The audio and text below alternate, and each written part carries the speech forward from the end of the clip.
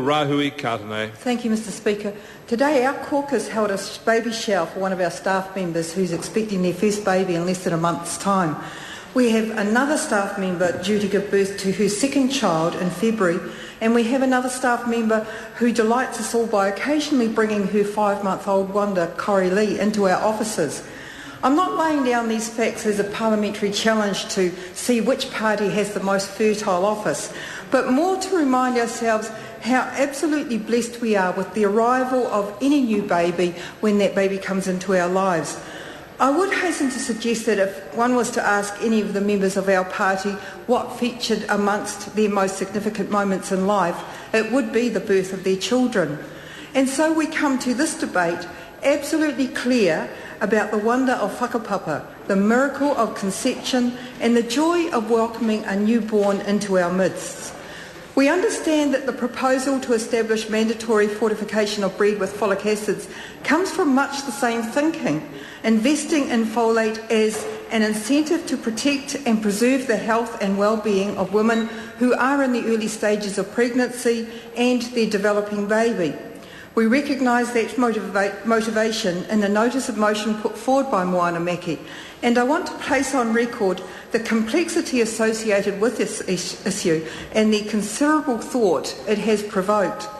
The Māori Party supports any move that can be taken to encourage pregnant women to either take or abstain from whatever substances will assist in protecting the unborn child, whether that be folic acid, the synthetic form of folate, natural folate, as in leafy vegetables, citrus fruits, whole grain bread or yeast, or indeed to be smoke-free or alcohol-free.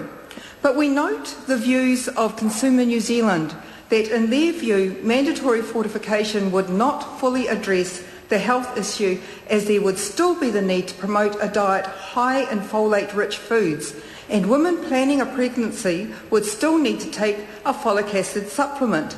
It was their suggestion, reiterated by the New Zealand Food Safety Authority, that pregnant women should increase the folate in their diet by eating fruit and vegetables and whole grain breads and cereals. The authority also confirmed that folic acid as a supplement is readily available and affordable and sold over the counter as a medicine at pharmacies.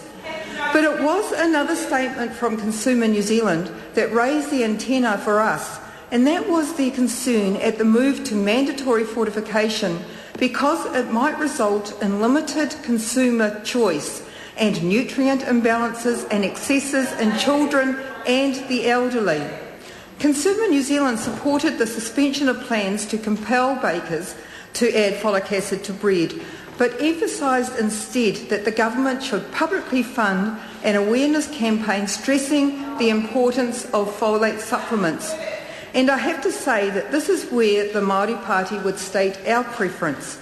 There appear to be a number of issues which our members have found hard to resolve. I want to share some of the questions that to the House to explain our discussions around this issue. If the target is pregnant women and unborn babies, what will be the impacts for all other sectors of the population from increased levels of folate? What is the reliability of information suggested that folic acid fortification is associated in time with an additional risk in colon cancer? We have come across some studies in the US, in Canada and Chile which would suggest there is a causal relationship, albeit a weak one, between folate enrichment and colorectal cancer. The point for us, however, is that it does raise the question. As lawmakers, we must debate the ethics and morality beyond every issue that comes before this House. We cannot afford to look at the issue without considering all the impacts and implications for people. We appreciate the views of Dietitians New Zealand, who do not support mandatory fortification with folic acid at the moment until more research is done. They recommended that further good quality baseline data should be collected prior to major fortification to determine the benefits or potential harm for a population-wide intervention. They also argued that the mandatory fortification program in America has actually reduced the amount of pregnant women taking the folic acid supplements that are still needed to ensure sufficient amounts are reached during pregnancy. We have heard very clearly that folate has been proven to prevent neural tube defects, and that as a consequence the Ministry of Health has recommended that extra folate is crucial a month before conception and 12 weeks after conception. We have also heard that approximately 1/3 of women do actually consume the recommended amount.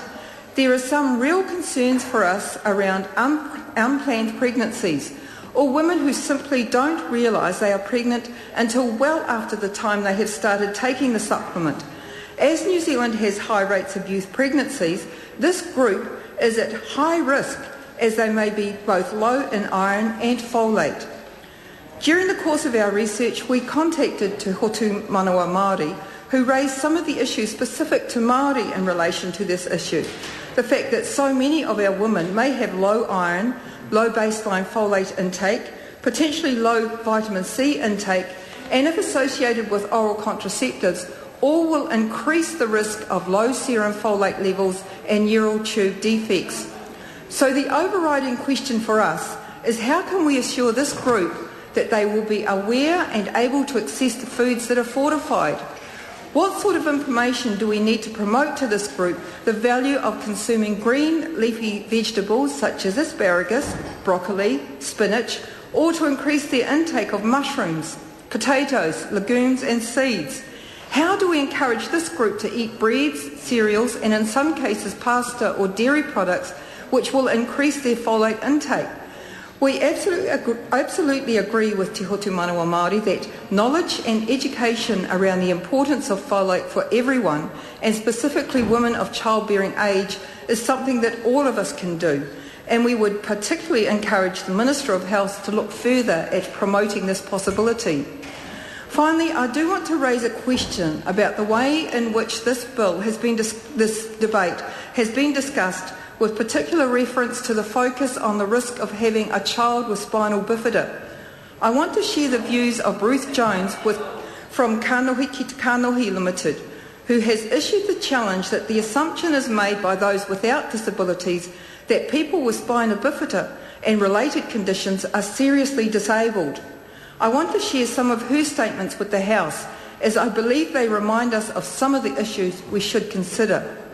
She said, "I am aware that when we talk about reducing these birth defects, we are actually talking about a distinct population group within the disability community, and the assumption is made by those without disabilities that people with spinal bifida and related condition are seriously disabling. The conditions that are disabling are not the impairment, but society's response to us. Therefore, mandatory fortification of bread for me means that again a whole population group gets ignored, misrepresented and marginalised." Unquote.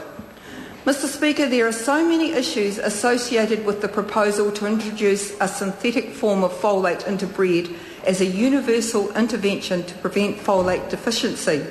For a start, it would be great to hear the government reviewing my bill to take GST off healthy foods, to support a move to increase folate and essential B vitamin found naturally in leafy vegetables and citrus fruits. We do believe that the vitamins and supplements that help to make pregnant women ready for baby should be freely available for whānau in order to make good choices. If we are serious about building capacity and caring for future generations, we need an approach which combines the provision of these supplements with an effective education campaign. We do not support the member's notice of motion. I call Charles Chauvel. Speaker.